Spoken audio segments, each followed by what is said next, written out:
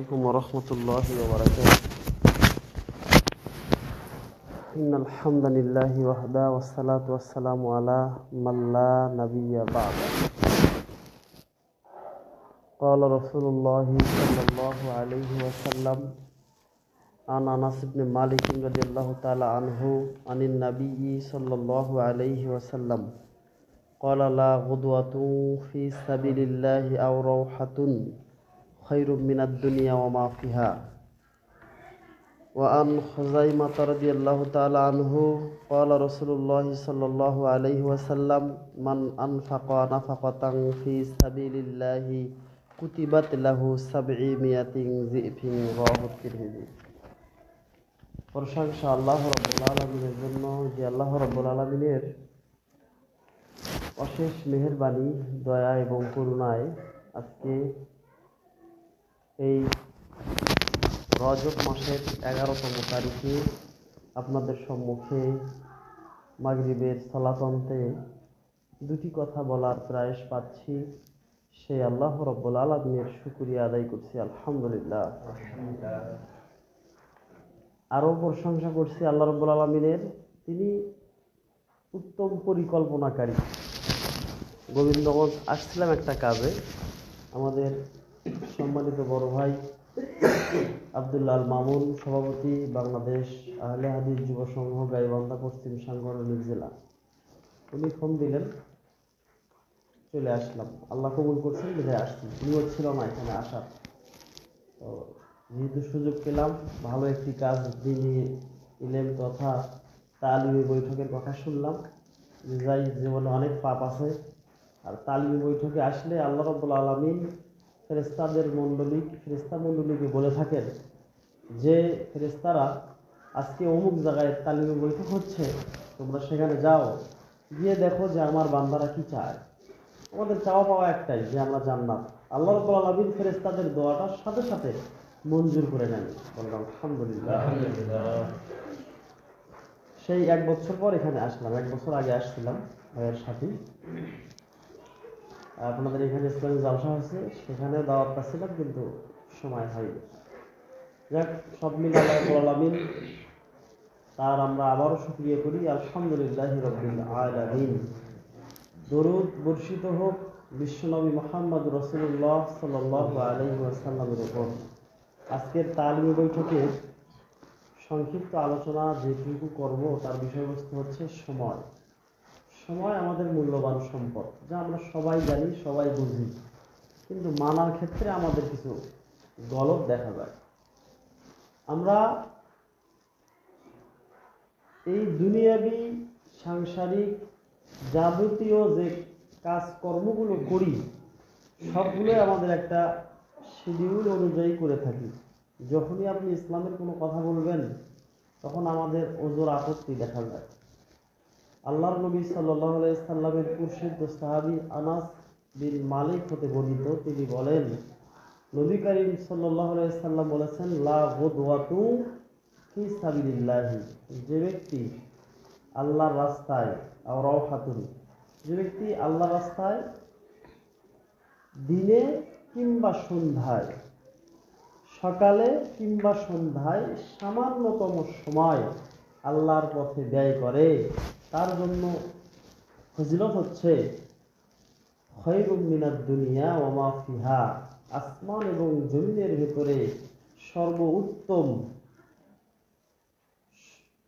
যা কিছু আছে, আসমান এবং জমিনের ভিতরে সর্বোত্তম আল্লাহর কাছে যা কিছু প্রিয়, তার চাইতেও অধিক প্রিয় হচ্ছে দিনের ভাগে শুরুতে এবং শেষে, তথা সকালে কিংবা সন্ধ্যায় সামান্যতম সময় আল্লাহর কাছে এত প্রিয়। আমি অধম আপনাদেরকে বোঝাতে পারতেছি কিনা জানি না, আবার বলছি, পৃথিবীর বুকে যত মূল্যবান জিনিস আছে, এই মূল্যবান জিনিসের চাইতে আল্লাহর কাছে বান্দার ওইটুকু আমল, যেটুকু আমল আল্লাহর রাস্তায় ব্যয় করে, এই সময়টুকু আল্লাহ রাব্বুল আলামিনের কাছে ওই জিনিসের চাইতেও মূল্য। কোন জিনিস? যেমন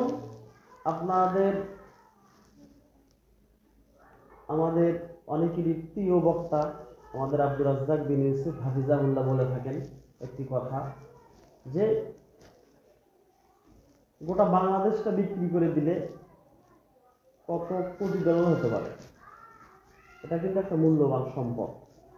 এই সম্পদের চাইতেও আল্লাহর কাছে অধিক প্রিয় মহব্বতের এই সময়টুকু, যে সময়টুকু আমরা আল্লাহর পথে ব্যয় করি। আজকে যে আমরা তালিম বৈঠকে আসছি, এখানে কিন্তু আমাদের একটা নির্দিষ্ট সময় আছে যে মাগরিব হতে ঈশা পর্যন্ত।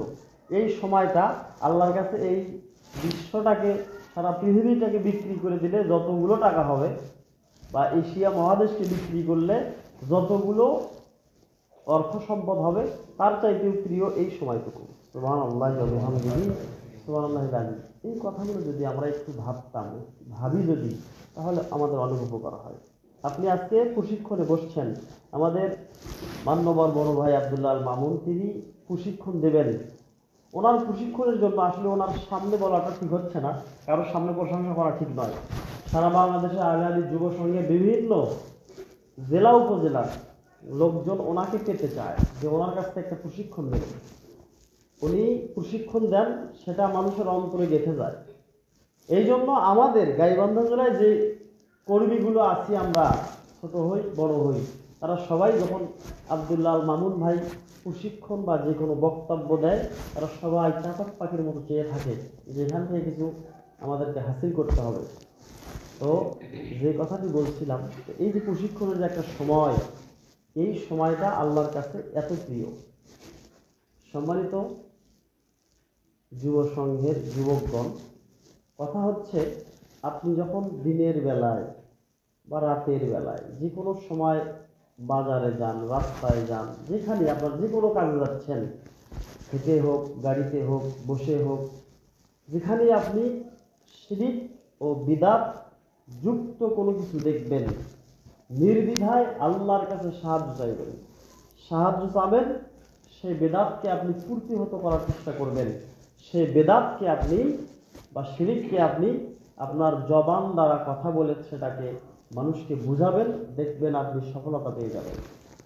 আমি আল্লাহকে সন্তুষ্ট করার জন্য একটা কাজ বেশি করে থাকি। রাস্তা পথে চলতে ফিরতে যেখানে আমি যা দেখি, আমি নিজে মানার চেষ্টা করি এবং মানুষকে সেটা বলি। আমি দেখি কারো হাতে কালো বালা আছে, বিভিন্ন বালা থাকে, কারো হাতে আংটি থাকে, আংটি দেওয়া যায় সুন্নাত, কিন্তু আংটিতে লেখা থাকে আল্লাহু, অথবা কোনো আংটি থাকে মোহাম্মদ, বা কারো গলায় তাবিজ বা হাতে তাবিজ, যে কোনো ধরনের শিরক বিদআত, অথবা নবজাতক এবং তার চাইতে কিছু বয়সের কোনো শিশুকে যদি আমি রাস্তায় দেখি যা তার কপালের এক সাইডে লাল কালো টিপ রয়েছে, আমি মোটরসাইকেলের গতি স্লো করে দিয়ে আমি তার সাথে কথা বলি, তাকে বুঝাই ওই ফোঁটাটাকে মিশে দেওয়ার জন্য। কেননা এটা একটা শিরক। ফোঁটা কেন দেয়? ফোঁটা এই জন্য দেয়, সন্তানের মা মনে করে এই ফোঁটা দিলে সন্তানের অন্যের বদনজর লাগবে না।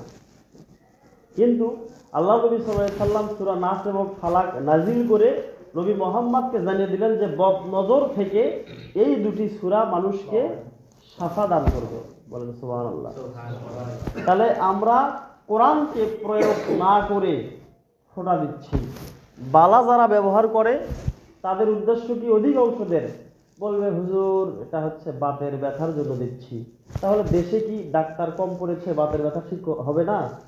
আল্লাহ রাব্বুল আলামিন পবিত্র কোরআনে বলছেন যে কোরআনের ক্ষেত্রে দাওয়াউন মিন কুল্লি দাইন শিফাউন মিন কুল্লি দাইন, কোরআন দিয়ে ঝাড়ফুঁক এবং দাওয়া মানে চিকিৎসা বিষয়ে যে কোনো জিনিস খেয়ে, হালাল যে কোনো জিনিস খেয়ে নিজের রোগকে সারিয়ে নেওয়া, এই দুটিকে আল্লাহ রাব্বুল আলামিন হালাল করে দিয়েছেন।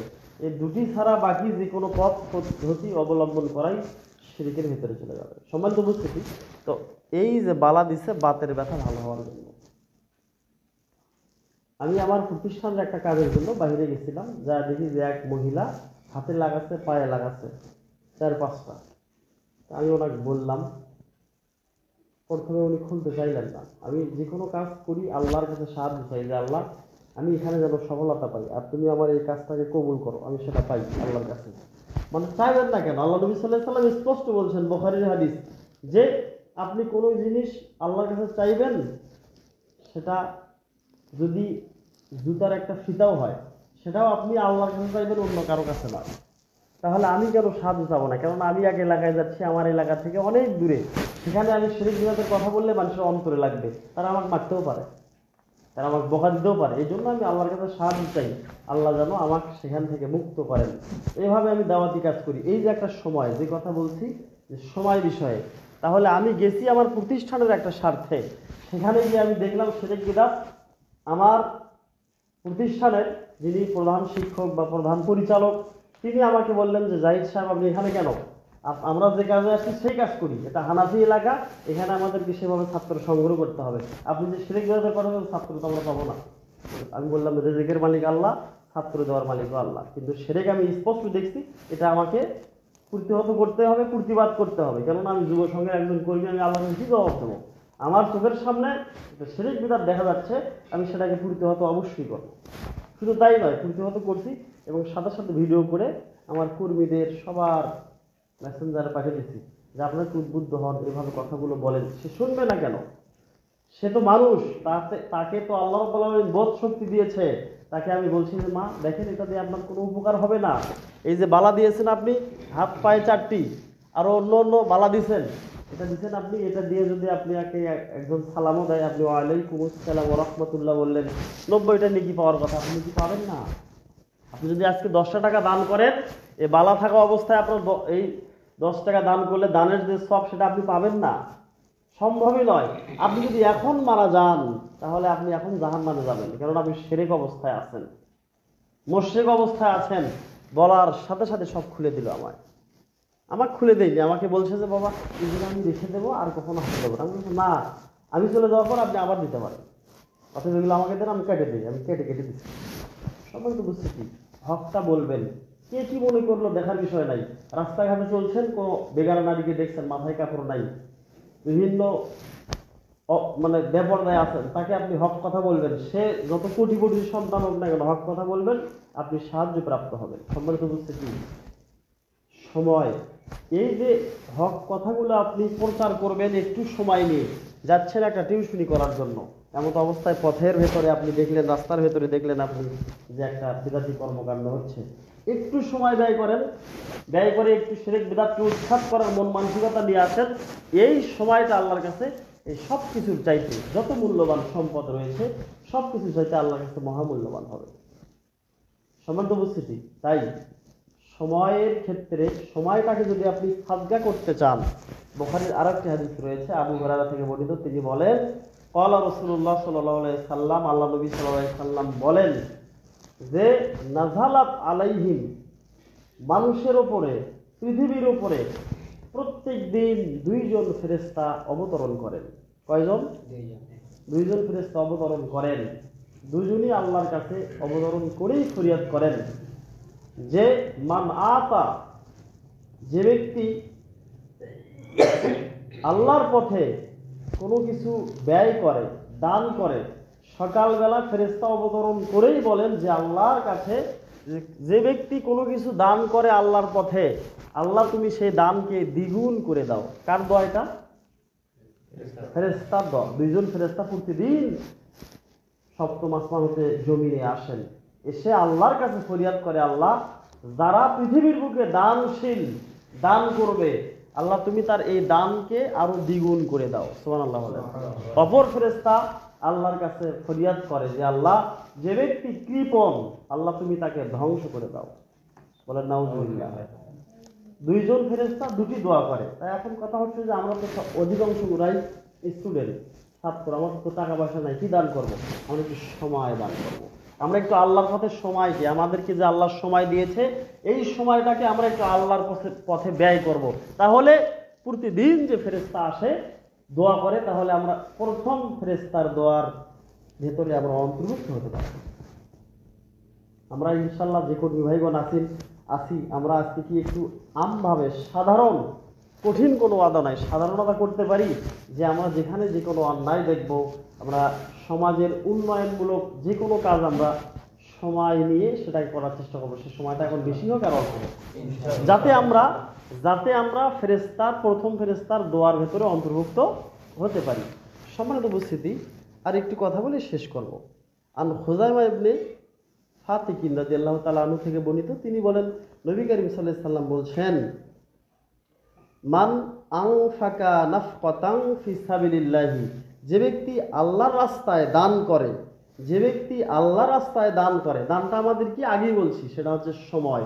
সময়টাকে যদি আমরা দান করতে পারি আল্লাহর রাস্তায়, আল্লাহ নবী সাল্লাল্লাহু আলাইহি সাল্লাম বলছেন কুতিবাত লাহু, তার জন্য লিপিবদ্ধ করা হয় বিসাবঈ মিয়াতি যিফিন, 700 গুণ নেকি। বলে সুবহানাল্লাহ।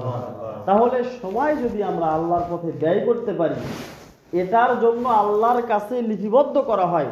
এই সময়টাকে আপনি 10 মিনিট সময় দিলেন, 10 দিয়ে 700 গুণ দেন, কতগুলো মিনিট হয়?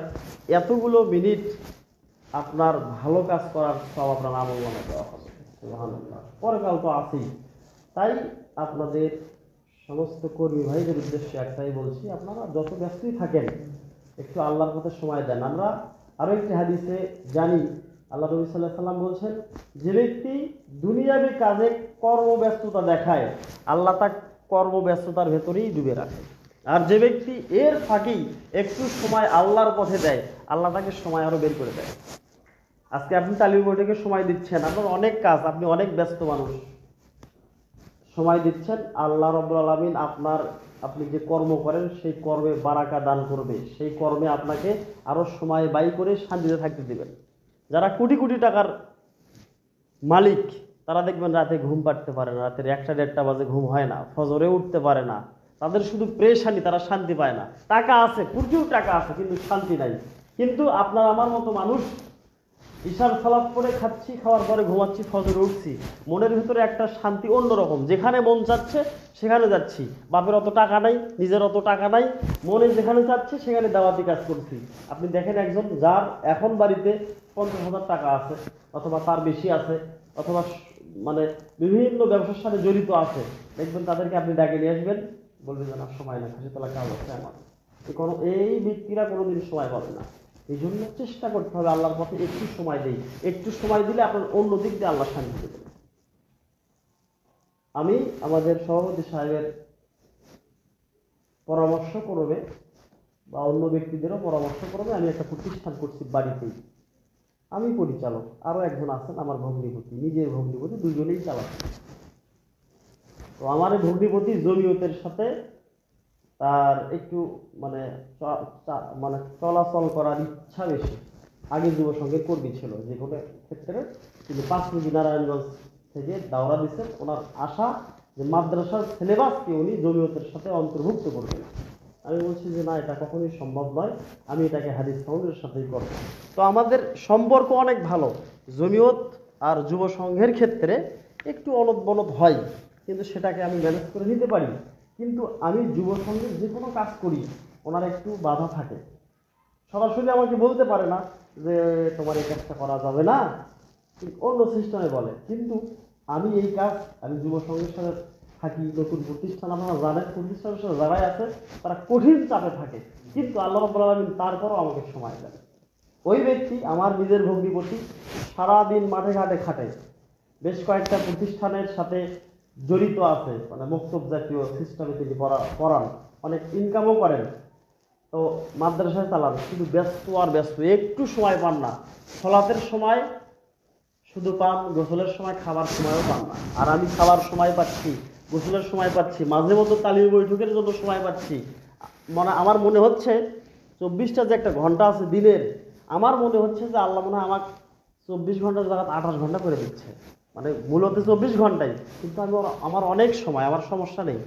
আমি বাড়িতে যাই, যে কোনো জায়গার থেকে বাড়িতে যাই, নিজের গল্পটা একটু বেশি হচ্ছে সময়ের ক্ষেত্রে, আমি যে আল্লাহর কাছ থেকে যেটা সাহায্য পাই, আমি বাড়িতে গিয়ে এশার সালাত খাওয়া দাওয়ার পরে একটু চেষ্টা করি ইসলামের কিছু শেখার জন্য, অধ্যয়ন করার জন্য। কিন্তু পাশের রুমেই আমার ভগ্নিপতি থাকেন, আমাদের বাড়িতে থাকেন, তার নাক ডাকা উঠে যায়। ফজরে উঠি, 2 ভাই 2 মসজিদে যাই, আমি নামাজ পড়ি, উনি পড়াতে যান আর এক মসজিদে। ফজরের সালাত পড়ে এসে আমি ল্যাবের ভেতরে ঢুকি, ফোন চাপি, কোরআন তেলাওয়াত করি, যেটাই করি, কিন্তু উনি দা কোদাল নিয়ে বাইরে হয়, শুধু ঠকঠকানি, সময় পায় না। উনি কেন জানেন? ইসলামের পথে সময় না দেওয়ার জন্য। এটা আমার চাক্ষুষ নিজের বাড়িতে প্রমাণ। তাই আমি আপনাদেরকে বেশি কিছু বলবো না, একেবারে আহামরি কোনো কিছুই নয়। আপনারা যদি আল্লাহর পথে একটু সময় দান করেন, আল্লাহ রাব্বুল আলামিন হাদিস অনুযায়ী যে কথা, যে আল্লাহ আপনাকে শান্তিতে রাখবেন। আপনি দেখেন হটপন্থী আলেম যারা বাংলার বুকে, তারা অনেক পেরেশানিতে থাকেন, অনেক কষ্টটা কি? এই যে এই ভাই কিছুক্ষণ আগে বললেন যে আপনারা কিছুদিন আগে জালসা করছেন, পেছন থেকে অনেক কথা হচ্ছে, ভালো কাজ করবেন, কথা হবেই। আপনারা পিছনের দিকে না থেকে সামনের দিকে যান, আপনারা আরো শান্তি পাবেন, আল্লাহর পক্ষ থেকে আপনাদের উপর রহমত সাকিনা বর্ষিত হবে। কিন্তু পিছন থেকে যেগুলো মুনাফিক মার্কা লোক, তারা আপনাদের পা টেনে ধরবে।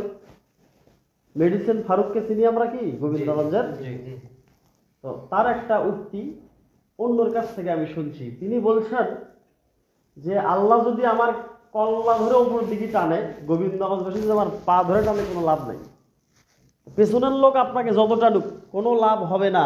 আল্লাহ যদি আপনার উপর সাহায্য প্রাপ্ত হয়ে থাকে, সাহায্য দিয়ে থাকে, তাহলে আপনার কোনো চিন্তা নেই। যাই হোক, আপনারা একটু সময় দেওয়ার চেষ্টা করবেন।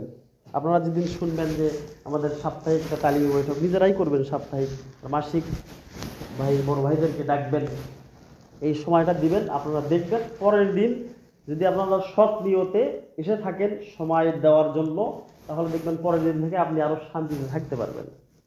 যদি আমরা আমাদের যারা দিনী ভাই আছেন এখানে, যারা বেশি তালিম বৈঠকের সাথে অ্যাডজাস্ট, তাদের চাপে যদি কেউ আমরা এসে থাকি, আমি কিন্তু কারো অন্তর খবর জানি না, তারা এখনই এই অন্তরকে, নিয়তকে পরিবর্তন করেন যে যা করেছি আমরা চাপে আসি আর স্বইচ্ছায় আসি, আমরা আজকের পর থেকে নিজের ইচ্ছায় আসবো। নিয়ত পরিবর্তন করেন, করার সাথে সাথে আপনার আমলনামায় সব যাবে।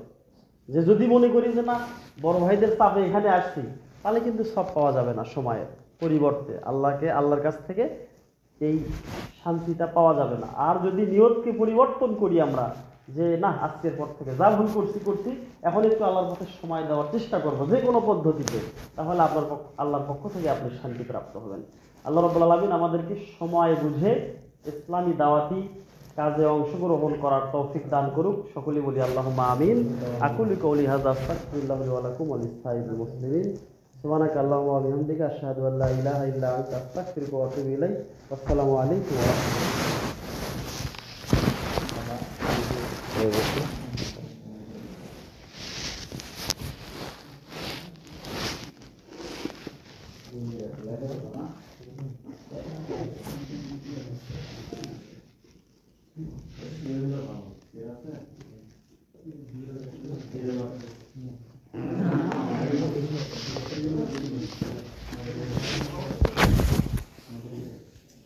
আরিফুল আসবে কিছুক্ষণের মধ্যে আসবে, বলছে যে 7টার মধ্যে হলে আসলে দেখবে।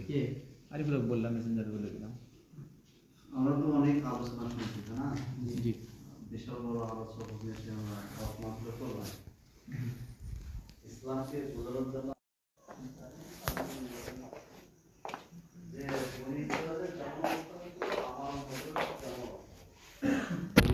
বাহাত্তর সালে বিভক্ত হয়েছিল, আমার মধ্যে 73 সালে বিভক্ত, 73 সালের ভিতর 72 দলে যাবে জাহান্নামে, 2টি দল যাবে জান্নাতে।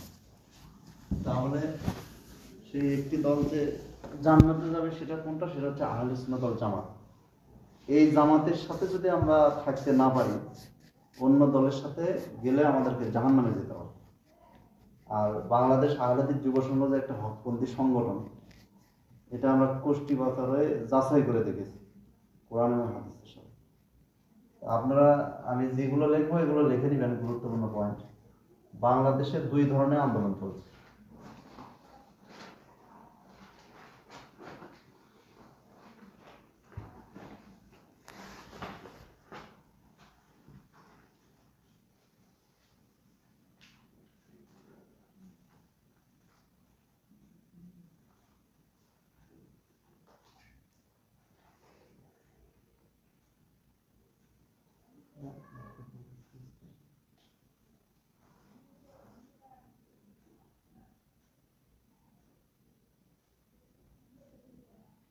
কি লিখলাম এখানে বলেন তো?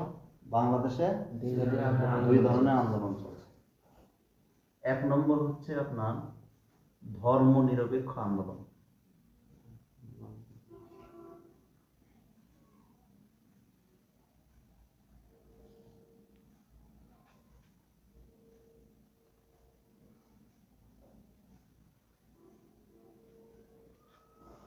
আর একটা হচ্ছে আপনার ইসলামী আন্দোলন।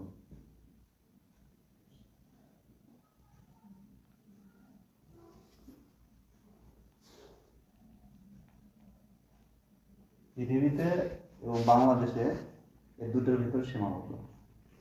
একটা হচ্ছে ইসলামী আন্দোলন আর একটা হচ্ছে ধর্ম নিরপেক্ষ আন্দোলন।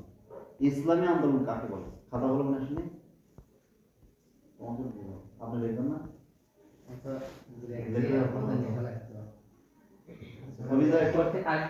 আচ্ছা ঠিক আছে, শোনেন মনোযোগ দিয়ে। তাহলে আন্দোলন কাকে বলে? দিন প্রতিষ্ঠা করার জন্য বা দুই ধরনের যে আন্দোলন চলছে, আন্দোলন অর্থ হচ্ছে নড়াচড়া করা, নড়াচড়া করা। তাহলে ধর্ম নিরপেক্ষ আন্দোলন কাকে বলে? ধর্ম নিরপেক্ষ আমাদেরকে আগে বুঝতে হবে, ধর্ম নিরপেক্ষতা কাকে বলে। ধর্ম নিরপেক্ষ হচ্ছে আপনার সেকুলারিজম, ইংরেজিতে বলা হয় সেকুলারিজম, অর্থাৎ এক কথায় যেটাকে বলা হচ্ছে ধর্মহীন, অর্থাৎ সকল কিছু থেকে ধর্মকে আলাদা করা, এটাকে বলা হয় ধর্ম নিরপেক্ষতা। অর্থাৎ এক কথায় ধর্ম বলতে কিছু থাকবে না। আমি কি সহজভাবে বুঝতে পারলাম? এটা কি মুছে দেবো?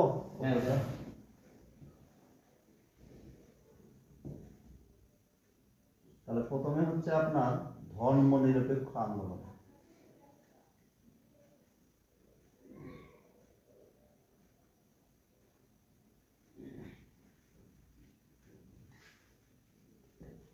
ধর্ম নিরপেক্ষ আন্দোলন আবার দুই ভাগে বিভক্ত। একটা হচ্ছে আপনার ব্যক্তি জীবনে আস্তিক,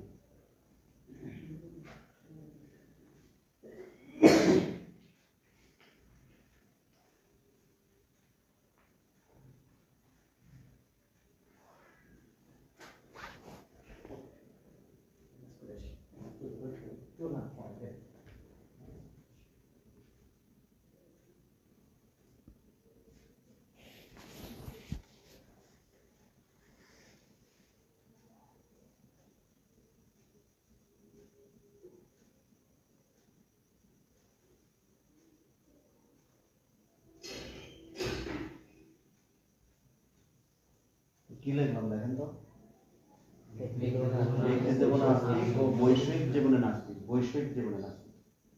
ধর্ম নিরপেক্ষ আন্দোলন দুই ভাগে বিভক্ত। একটা হচ্ছে আপনার ব্যক্তি জীবনে আস্তিক ও বৈষয়িক জীবনে নাস্তিক। আর যেহেতু এটা হচ্ছে গণতান্ত্রিক দেশ, বর্তমান যে দলগুলো আছে দলগুলো সম্পর্কে আমাদের জানা দরকার। আওয়ামী লীগের আকীদা সম্পর্কে, বিএনপির আকীদা সম্পর্কে, জামাত শিবিরের আকীদা সম্পর্কে। এই ভাগের ভিতর আছে আপনার এক নম্বর হচ্ছে বাংলাদেশ আওয়ামী লীগ। কথাটা শুনে কি গাও শিবে উঠলো?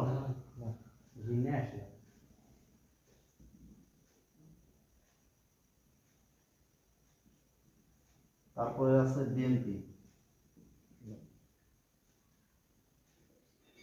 এরপরে আপনার জাতীয় পার্টি।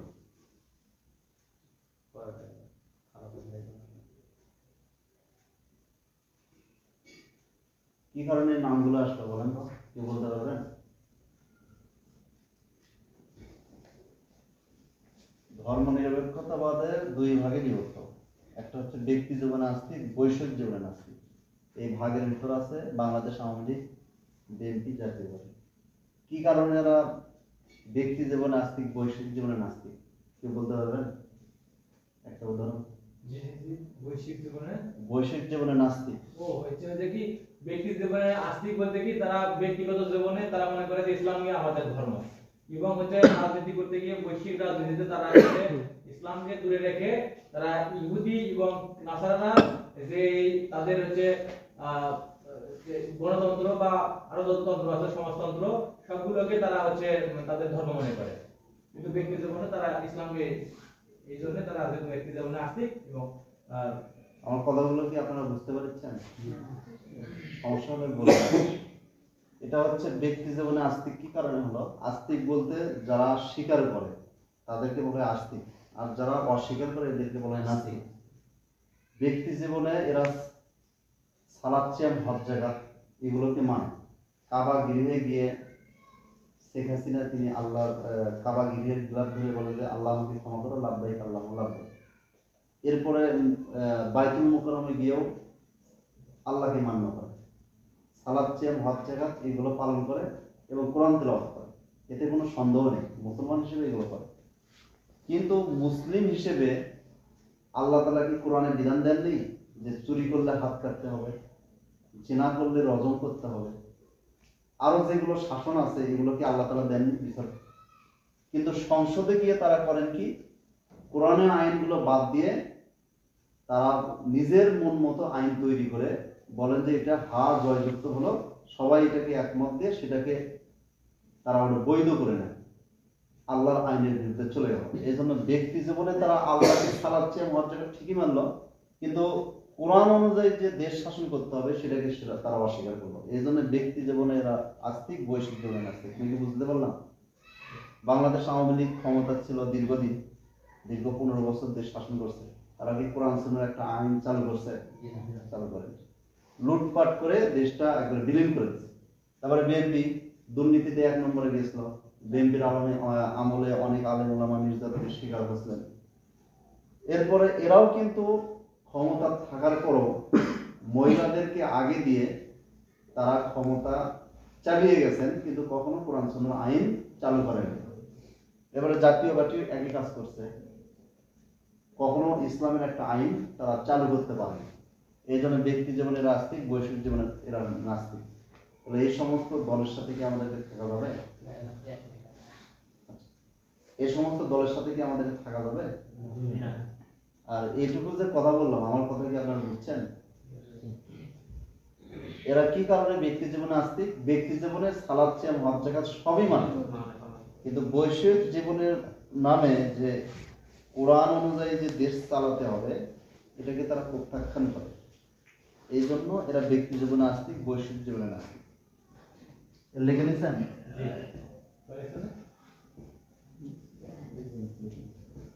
ধর্ম নিরপেক্ষতাবাদের আরেক ভাগ হচ্ছে আপনার ব্যক্তি, বৈশ্বিক উভয় জীবনে নাস্তিক।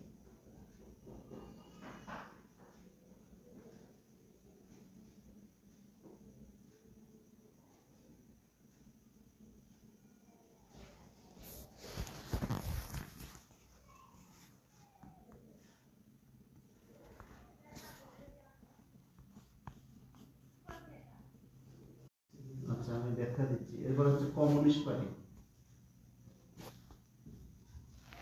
কোনো বিচার হবে না। এই জন্য এটা হচ্ছে জাতীয় সমাজতান্ত্রিক কমিউনিস্ট পার্টি। এগুলো সবই তৈরি হয়েছে পশ্চিমা বিশ্বের চীন, রাশিয়া, উত্তর কোরিয়ার মদদে। আর এদের উদ্দেশ্য হচ্ছে নেতাগুলোকে বাছাই করে ভার্সিটি থেকে ধরে ধরে বাংলাদেশকে একটা নাস্তিক রাষ্ট্র প্রতিষ্ঠা করা। আমি বুঝতে পারলাম?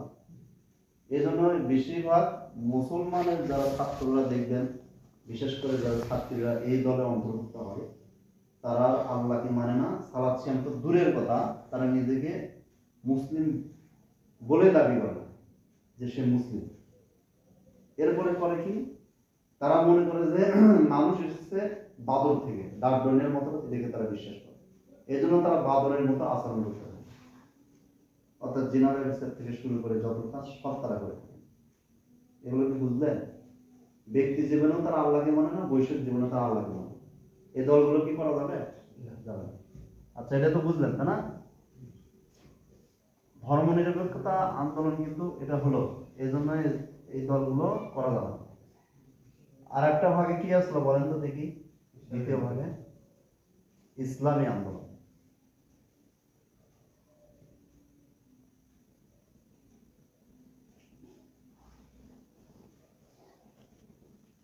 ইসলামী আন্দোলন হচ্ছে 2 ভাগে বিভক্ত। একটা হচ্ছে তাকলিদ যুক্ত,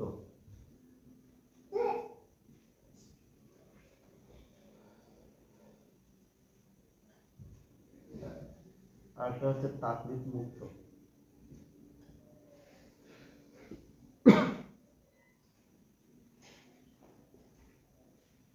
ইসলামী আন্দোলন বলতে আমরা কি বুঝি? কে বলতে পারবেন? ইসলামকে প্রতিষ্ঠা করার জন্য বিশ্বে, বাংলাদেশে, যে কোনো দেশে যারা আন্দোলন করতেছে এদেরকে বলা হয় ইসলামী আন্দোলন। অর্থাৎ ইসলামের নাম করে যে আন্দোলনগুলো হচ্ছে এটাই হচ্ছে ইসলামী আন্দোলন। আচ্ছা, তাকলিদ যুক্ত দলের ভিতর কোনটা আছে? দুটো লেগে নিছেন? তাকলিদ যুক্ত, তাকলিদ মুক্ত, আর নিষেধ। 1 নম্বর হচ্ছে তাকলিদ যুক্ত।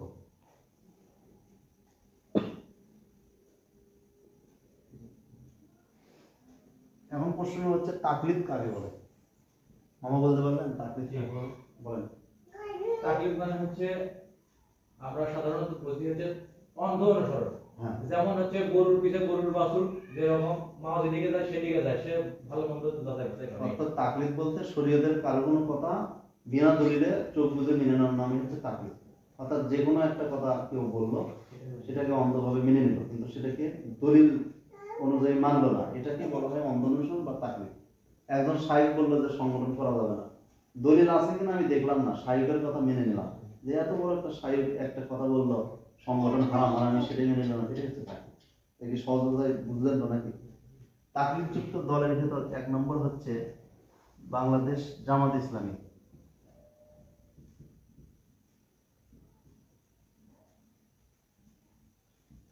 বা ছাত্র শিবির। 2 নম্বর হচ্ছে তাবলিগ জামাত।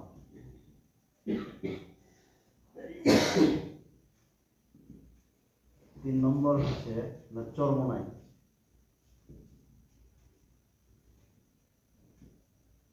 4 নম্বর হিজবুত তাওহীদ।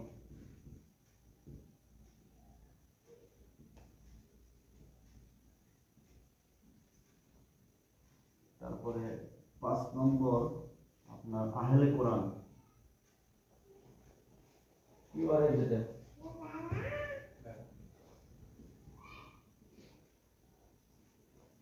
আমাদের কোরআন হচ্ছে এরপরে শিয়া টিয়া এগুলো তো বাদ, এগুলো আমাদের উম্মতের মধ্যে না, এটা হচ্ছে কাফের শিয়া। এই কয়টা হচ্ছে তাকলিদ যুক্ত। 1 নম্বর হচ্ছে জামাত ইসলামী ছাত্র শিবির, 2 নম্বর তাবলিগ জামাত, 3 নম্বর চরমনাই, 4 নম্বর হিজবুত তাওহীদ, 5 নম্বর হচ্ছে আহলে কোরআন। এখন আসি আপনার 1 নম্বর। আমাদের কোরআনের মধ্যে কি হচ্ছে কিউআরএফ, এটা ছিল যে কি বলে আমি রামদার, ওটা কি কোনটা? ওই যে কিউআরএফ যেটা কোরআন রিসার্চ ফাউন্ডেশন, এটা কি ওই যে আমি রামদার, ওরা কি ওই দলের মধ্যে নাকি? না না, আমি ভাবলাম জামাত। উনি যে বললেন আমি কিউআরএফ এর সভাপতি হয়েছে, সেজন্য করলাম যে কোরআন রিসার্চ ফাউন্ডেশন, এটা কি আমাদের কোরআনের মধ্যে না, না। ওরা কালামের মধ্যে শুনছিলাম।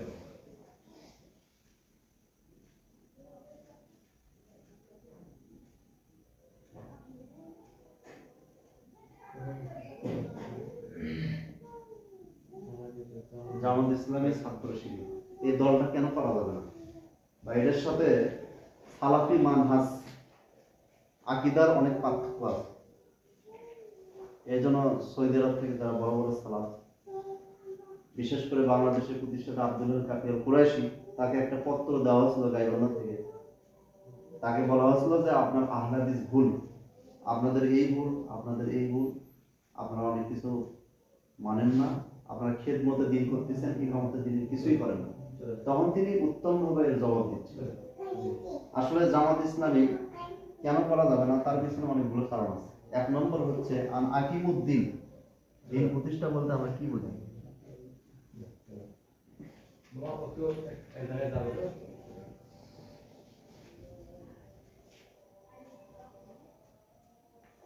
দিন বলতে আমরা কি বুঝি?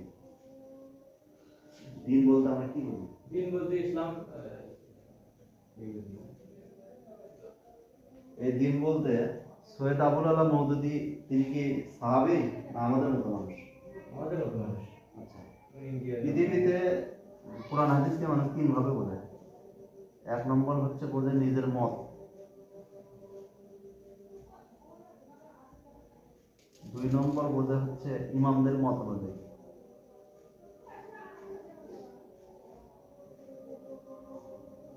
আর 3 নম্বর বোঝে সাহাবীদের মত। নিজের মত, আমাদের মত, আর সাহাবীদের মত। আমরা ব্যাখ্যা কাদেরটা নেব? সাহাবীদের ব্যাখ্যা নেব না নিজের ব্যাখ্যা? কোরআন সাহাবীরা বেশি বুঝতেন না আমরা বেশি বুঝতাম? আচ্ছা, তাহলে যে কোনো এর কোরআনে আয়াতটা বুঝতে গেলে আমাদের ব্যাখ্যা নিতে হবে কার কাছ থেকে? সাহাবীদের কাছ থেকে। তাহলে এবার আসেন সৈয়দ আবুল আলা মওদুদী, প্রতিষ্ঠাতা জামাত ইসলামী, কত সালে প্রতিষ্ঠা করেছেন? 1941 সালে পাকিস্তান।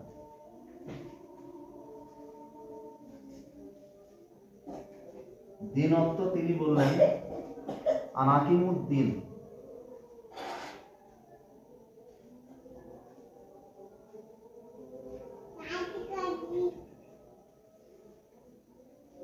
আর আকিমুদ্দিন অর্থ তিনি বললেন যে হুকুমত কায়েম করা তথা রাষ্ট্র কায়েম করা।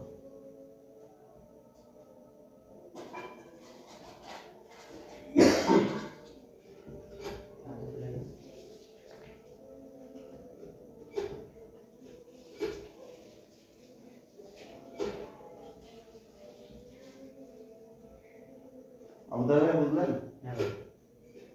সৈয়দ আবুল আলম মওদুদী বললেন আর আকিমুদ্দিন অর্থ হচ্ছে হুকুমত কায়েম করা তথা রাষ্ট্র কায়েম করা। এই দিন প্রতিষ্ঠা করার কথা কে বলছেন এটা বলতে পারেন?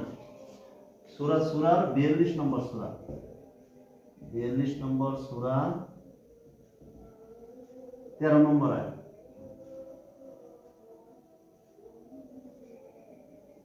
আল্লাহ তাআলা বলছেন সারাআ লাকুম মিনাদ-দীনি মা ওয়াসা বিহি নূহা ওয়াল্লাযী আওহাইনা ইব্রাহিম মুসা ওয়া ঈসা আন আকিমুদ্দিন। আল্লাহ বলছেন তোমাদেরকে এই বলে আদেশ করতেছি যে তোমরা দিন প্রতিষ্ঠা করো। আদেশ করতেছি ইব্রাহিম, মুসা, ঈসা এবং নূহ এবং মুহাম্মদ সাল্লাল্লাহু আলাইহি ওয়াসাল্লাম আপনাকে প্রত্যাদেশ করতেছি এই বলে যে তোমরা দিনকে প্রতিষ্ঠা করো, দিনের মধ্যে মতভেদ সৃষ্টি করো না। তাহলে আল্লাহ তাআলা 5 জন নবীকে দিন প্রতিষ্ঠা করার কথা বলছেন। 5 জন নবীর মধ্যে কয়জন রাষ্ট্র ক্ষমতা পেয়েছিলেন? কয়জন নবী? আমাদের নবী মুহাম্মদ সাল্লাল্লাহু আলাইহি ওয়াসাল্লাম পেয়েছিলেন, কিন্তু তাকে আল্লাহ তাআলা উপহার হিসেবে দিয়েছেন, কিন্তু তিনি সেটা চেয়ে নেন। সিলসিলা সহিহা 10,2 নম্বর হাদিস। আল্লাহ তাআলা একদিন জিবরাইল আলাইহিস সালাম, মিকাইল আলাইহিস সালামকে দুনিয়াতে পাঠিয়ে দিলেন যে মুহাম্মদকে প্রস্তাব দাও, সে কি বান্দার মাধ্যমে রাসূল হতে চায় না রাষ্ট্রের মাধ্যমে রাসূল হতে চায়? আল্লাহ রাসূল বললেন আমি বান্দার মাধ্যমে রাসূল হতে চাই। আল্লাহর পক্ষ থেকে সরাসরি রাষ্ট্র ক্ষমতা আল্লাহ তাআলা দিতে চেয়েছিলেন, কিন্তু সেটা তিনি নেন। এরপরে আবু জেহেল মুতাইবা সাহেব এসে আল্লাহ রাসূলকে বললেন তুমি এই কালেমাকে বাদ দাও, এর বিনিময়ে তুমি কি রাষ্ট্র ক্ষমতা চাও না সুন্দর নারী চাও, তোমাকে দেওয়া হবে। আল্লাহ রাসূল বললেন না, আমাকে এক হাতে আকাশের চাঁদ অন্য হাতে সূর্য এনে দিল, আমি এই কালেমার পথ থেকে সরব না, মানে এই দাওয়াতের পথ থেকে আমি সরব না। তাহলে রাষ্ট্র ক্ষমতা আল্লাহ রাসূল সেটাকে প্রত্যাখ্যান করলেন, কিন্তু মদিনাতে যে রাষ্ট্রটা গঠন হয়েছিল এটা আল্লাহ তাআলা মর্যাদা হিসেবে মুহাম্মদ সাল্লাল্লাহু আলাইহি ওয়াসাল্লামকে দিয়েছিলেন। তিনি চেয়ে নেননি বা রাষ্ট্র ক্ষমতার জন্য দুনিয়াতে আসেন। আর নবী রাসূলগণ আন আকিমুদ্দিন বলতে যেটা বোঝাচ্ছেন সাহাবী। আমার কথা কি বিরক্ত হচ্ছেন আপনারা? মওদুদী সাহেব বলেছেন দিন অর্থ হচ্ছে দিন অর্থ রাষ্ট্র কায়েম।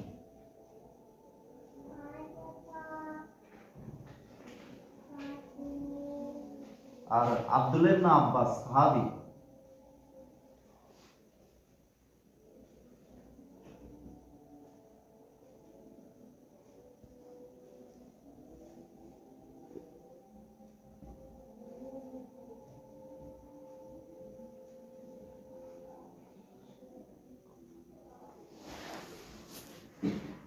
দিন অর্থ তাওহীদ প্রতিষ্ঠা।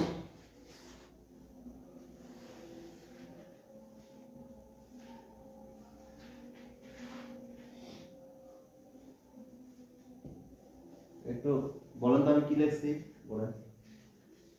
দিন অর্থ মুহাদ্দিস বলছে দিন অর্থ হচ্ছে রাষ্ট্র কায়েম।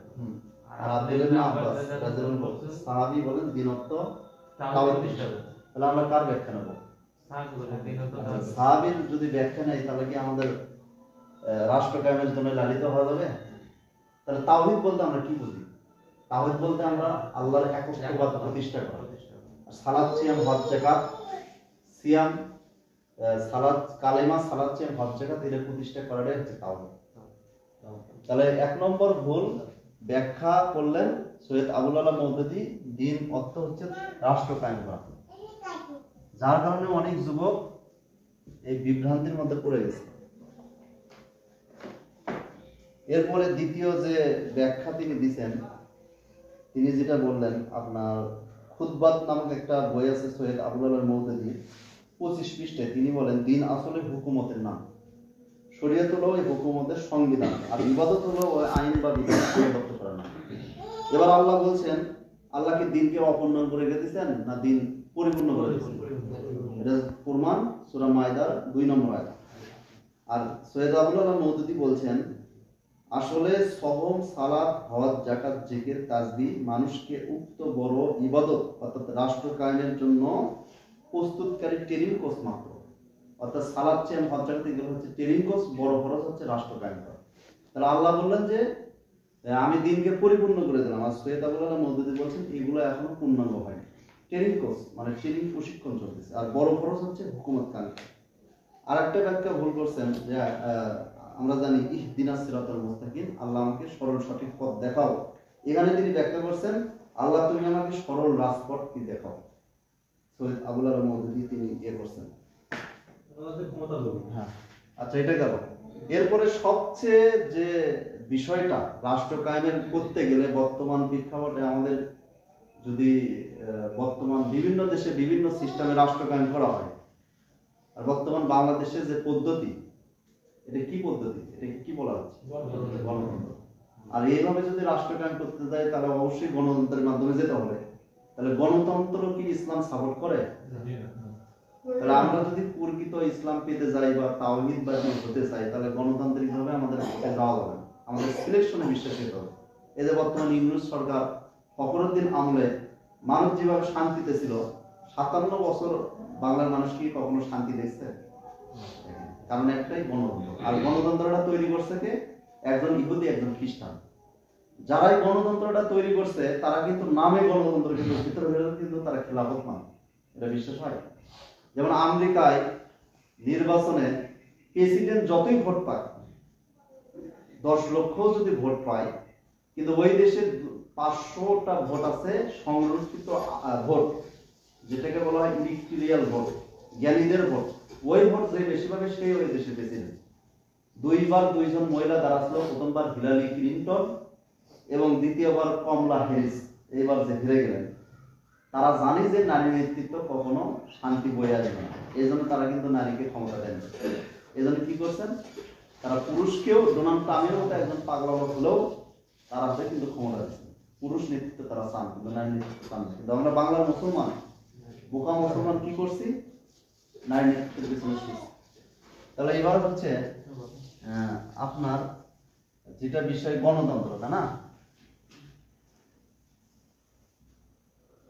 এটা কি ইসলাম সাপোর্ট করে? এক নম্বর হচ্ছে গণতন্ত্র সম্পর্কে নাসিরুদ্দিন আলমানি বলছেন যে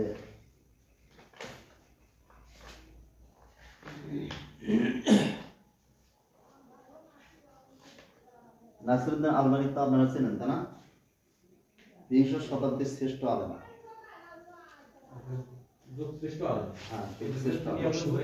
তিনি বলছেন যে ইসলাম ও গণতন্ত্র দুটো বিপরীতমুখী ব্যবস্থা। ইসলাম ও গণতন্ত্র দুইটো বিপরীতমুখী ব্যবস্থা, যা কখনো এক হবার নয়। একটি আল্লাহর প্রতি ঈমান আনা, আর অন্যটি হচ্ছে তাগুতের প্রতি ঈমান আনা। এবং জামাত ইসলামীর আপনার বক্তা জগতের সম্রাট দিলওয়ার হোসেন সাঈদী, তিনি জেলখানায় থাকতে একটা বই লিখেছিলেন। বইটার নাম হচ্ছে সিরাতুল সাইয়্যিদুল মুরসালিন। এই বইয়ে তিনি লিখছেন, অধিকাংশ মুসলিম দেশসমূহের শাসক গোষ্ঠী ও দেশের রাজনৈতিক দলসমূহ পাশ্চাত্যের ভোগবাদী গণতন্ত্রের অনুসারী। এমন সব নামদারি মুসলিম নেতৃবৃন্দ মূর্তিকা পাথরে নির্মিত পূজা ব্যয়িকভাবে পরিত্যাগ করলেও তারা সযত্নে হৃদয়ে থাকা অদৃশ্য মূর্তির তারা পুজো করে থাকে। এই অদৃশ্য মূর্তি কোথাও গণতন্ত্রে, কোথাও রাজতন্ত্রে। মানে আমরা সরাসরি মূর্তির পূজা না করলেও বিভিন্ন দেশের মুসলমানরা যারা নির্বাচনে যাচ্ছেন, কিন্তু ভেতরে একটা অদৃশ্য মূর্তির তারা পুজো করে থাকেন। সেই অদৃশ্য মূর্তি হচ্ছে গণতন্ত্র আর হচ্ছে রাজতন্ত্র। এটা কি বলছেন? মাওলানা দিলওয়ার হোসেন সাঈদী। আর গণতন্ত্রের সাথে যে অনেকগুলো পার্থক্য, তার মধ্যে 1 নম্বর হচ্ছে গণতন্ত্র মানব রচিত জীবন বিধান, পক্ষান্তরে ইসলাম আল্লাহ প্রদত্ত জীবন বিধান। গণতন্ত্রের স্লোগান হলো সকল ক্ষমতার উৎস জনগণ, পক্ষান্তরে ইসলামের স্লোগান হলো সকল ক্ষমতার উৎস আল্লাহ। সূরা বাকারা 165 নম্বর। গণতন্ত্র মানুষের রচিত আইন দ্বারা দেশ শাসন হয়, কিন্তু ইসলাম আল্লাহর আইন দ্বারা দেশ শাসন হয়। গণতন্ত্র ক্ষণস্থায়ী, এর বিধান নীতি পরিবর্তনশীল, কিন্তু ইসলামের বিধান অপরিবর্তনশীল। গণতন্ত্রের সত্য মিথ্যার মানদণ্ড এক শ্রেণীর মানুষ, ইসলামের হক ও বাতিলের মানদণ্ড মহান আল্লাহ তাআলা।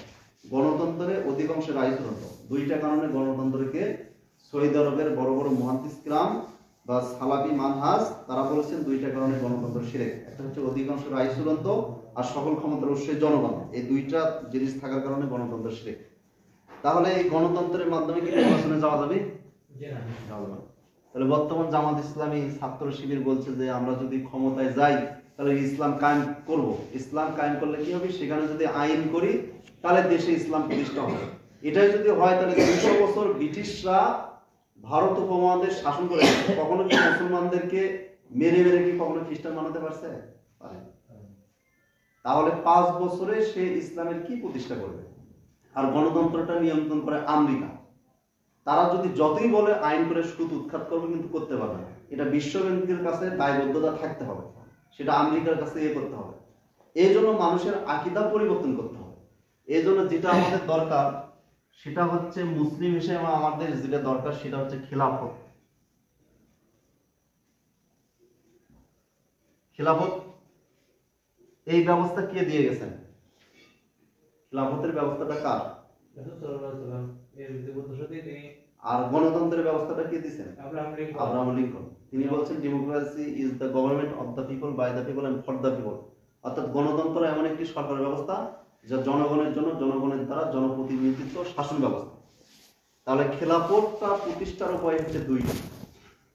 এই খেলাফত প্রতিষ্ঠার উপায় হচ্ছে দুইটি, একটা হচ্ছে দাওয়াত আর একটা হচ্ছে জিহাদ। যদি দাওয়াত দিতেই হবে আমাদেরকে ব্যাপকভাবে, যেমন এখন যদি বর্তমান ভারত এই দেশে আক্রমণ করে, তাহলে কি আপনি ঘরে বসে থাকবেন? আপনাকে কি করতে হবে? অস্ত্রের মাধ্যমে তাদেরকে প্রতিহত করতে হবে। কিন্তু বর্তমান শান্ত পরিবেশ, এই পরিবেশে আপনি কি অস্ত্রের মাধ্যমে এই দেশে বম্বিং করে মানুষকে হত্যা করে ইসলাম কায়েম করবেন? এটা আবার চরমপন্থা, এটাও করা যাবে না। এই জন্য কি করতে হবে? আমাদের মূল কাজ হচ্ছে দাওয়াত। দাওয়াতের মাধ্যমে মানুষের আকীদা চেঞ্জ করতে হবে। আমরা কতটুকু দাওয়াতি কাজ করছি? এখন পর্যন্ত আমার বডিটা কি আমি সংশোধন করতে পারছি? আমি যে ভালো এটা কি আমি সংশোধন করতে পারছি? আমার পরিবারের সদস্যরা সালাত আদায় করে না, তাদেরকে আমি দাওয়াত দিয়ে সালাতি বানাচ্ছি? তাহলে আমার পরিবারের সদস্যরাই জাহান্নামে যাচ্ছে, আমি জাহান্নামে যাচ্ছি, আর আমি চিন্তা করছি রাষ্ট্র নিয়ে। আমার কথা কি আমি বুঝতে পারলাম? তাহলে আমাদের মূল কাজ কি হবে? খেলাফত প্রতিষ্ঠার জন্য চিন্তা ভাবনা থাকতে হবে। আর খেলাফত প্রতিষ্ঠার প্রধান মাধ্যম হচ্ছে দাওয়াত। আর দাওয়াতটা ব্যাপকভাবে দিতে হবে। এই দাওয়াতের মাধ্যমে মানুষের আকীদা চেঞ্জ করে একসময় আল্লাহ চাইতো খেলাফত দিবেন। কিভাবে খেলাফত আসবে? যেমন এখানে একটা হাদিসে আল্লাহ রাসূল বলছেন যে, আল্লাহ তাআলা নিজেই বলছেন, তোমাদের মধ্যে নবুয়ত থাকতে যতদিন আল্লাহ তাআলা তা রাখতে চান তো তারপরে উঠিয়ে নেবেন, যখন তিনি তা উঠিয়ে নিতে চান অতবার উঠিয়ে নেবেন। অতবার বললেন নবুয়তের তরিকায় খেলাফত কায়েম হবে। যতদিন আল্লাহ তা রাখতে চান অতবার উঠিয়ে নেবেন, যখন তিনি তা উঠিয়ে নিতে চান অতবার অত্যাচারী রাজাদের আগমন ঘটবে। যতদিন আল্লাহ তাদের রেখে দিবেন তারপর উঠিয়ে নেবেন, অতঃপর জবর দখলকারী শাসকদের আগমন ঘটবে। এখন বর্তমান জবর দখলকারী শাসকদের আগমন ঘটছে। অতঃপর উঠিয়ে নেবেন যখন তিনি তা উঠিয়ে নিতে চান। এরপর নবুয়তের তরিকায় খেলাফত কায়েম হবে। এটা ঈসা আলাইহিস সালামের সময় হতে পারে, ইমাম মাহদী আলাইহিস সালামের সময় হতে পারে। এই পর্যন্ত বলে তিনি চুপ থেকেছেন, এরপর আর কিছু বলেন না। এরপরে আল্লাহ রাসূল বলেন, যদি তোমরা সূরা নূরের 55 নম্বর আয়াত, আমি অবশ্যই তোমাদের হাতে খেলাফত দেব যদি তোমরা পরিচিত মুমিন হও, মুত্তাকি হও। তাহলে খেলাফতটা আমাদের সময় হতে পারে, আমাদের পরবর্তী প্রজন্মের সময়ও হতে পারে, তার সন্তানের আমলে হতে পারে, এরপরে এক সময় হবে, 500 বছর পরেও হতে পারে। কিন্তু কসিম কালো বাতিলের সাথে আমাদেরকে আপোষ করা যাবে না। আজকে পৃথিবীতে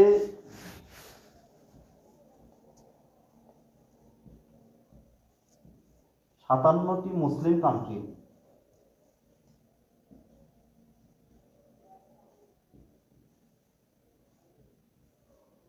এর ভেতর 2-1 জায়গায় খেলাফত আছে, আর বেশিরভাগ হচ্ছে রাজতন্ত্র এবং গণতন্ত্র। কোনো দেশে কিন্তু মুসলমানরা শান্তি দিবে না।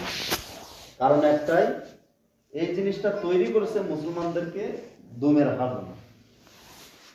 এই জন্য আল্লাহ আইন দ্বারা যখন দেশ শাসন হবে তখন অবশ্যই মানুষ কোরআন সুন্নাহর বাইরে যেতে পারবে না। যেটা আল্লাহ রাসূল বলেছেন, আমি তোমাদের মাঝে 2টা বস্তু ছেড়ে যাচ্ছি, কোরআন এবং সুন্নাহ। যতদিন তোমরা নারীর তার আঁকড়ে ধরবে ততদিন তোমরা পথভ্রষ্ট হবে না। এই যে আমরা মুসলিম হিসেবে অনেক সময় নিষিদ্ধ দ্রব্য পান করি, কোরআন এটাকে নিষেধ করেছে, হারাম করেছে। আমরা যদি এটা ছেড়ে দেই, সুদ যদি ছেড়ে দেই, ঘুষ যদি ছেড়ে দেই, জিনা যদি ছেড়ে দেই, অন্যের সম্পদ আত্মসাৎ করা যদি ছেড়ে দেই, এগুলো কোরআন যদি পুঙ্খানুভাবে ধরি, খেলাফত প্রতিষ্ঠার জন্য যদি কাজ করি 57 মুসলিম কান্ট্রি, তাহলে অবশ্যই বিশ্বে আমরাই জয়ী থাকবো।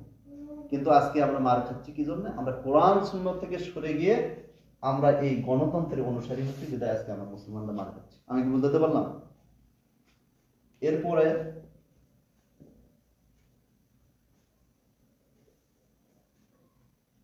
তাকলিদ যুক্ত দলগুলো গেল, এই দলগুলো কি করা যাবে? এই জামাতের সাথে কি শরীক হওয়া যাবে? যাবে। একটা হাদিস বলি, আল্লাহ রাসূল বললেন যে আমি তোমাদেরকে 5টি বিষয়ে নির্দেশ দিচ্ছি। 1, তোমরা জামাতবদ্ধভাবে জীবনযাপন করবে। 2, আমিরের আনুগত্য করবে। 3, তার নির্দেশ শ্রবণ করবে। 4, প্রয়োজনে হিজরত করবে। 5, আল্লাহর রাস্তায় জিহাদ করবে। যে ব্যক্তি জামাত হতে 1 বিগত পরিমাণ সরে গেল, তার গর্দান হতে ইসলাম উঠে গেল। যদিও সে সালাত আদায় করে, সিয়াম পালন করে নিজেকে ভাবে একজন মুসলিম, তারপরও সে জাহান্নামী। কি কারণে? সে জাহেলিয়াতের দাওয়াত দিচ্ছে। আর জাহেলিয়াতের দাওয়াত কোনটা? কোরআন এবং সুন্নাহ বিরোধী যে দাওয়াতটাই পৃথিবীতে দেওয়া হয়, এটা হচ্ছে জাহেলিয়াতের দাওয়াত। এরপরে আমি শেষ করে দিচ্ছি, আর একটা স্টেপ আছে। দ্বিতীয় যে ভাগটা বলছিলাম সেটা হচ্ছে আপনার তাকলিদ মুক্ত।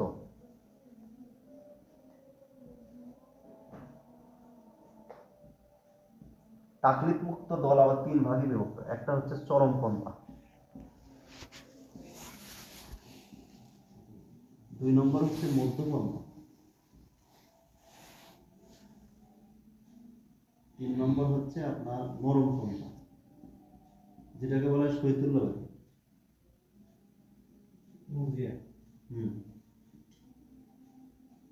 এটাও চলবে না, এই দলের লোক জাহান্নামে যাবে, এটাও চলবে না, এদেরকেও জাহান্নামে যাবে।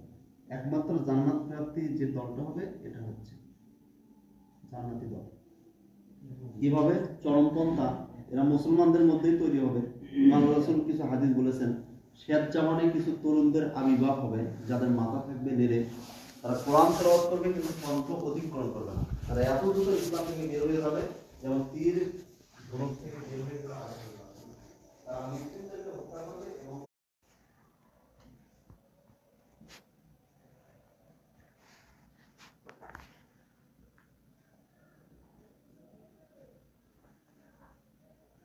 আর একটা হচ্ছে আপনার শুধু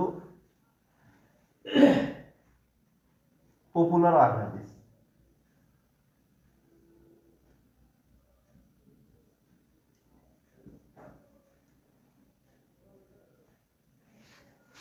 আর একটা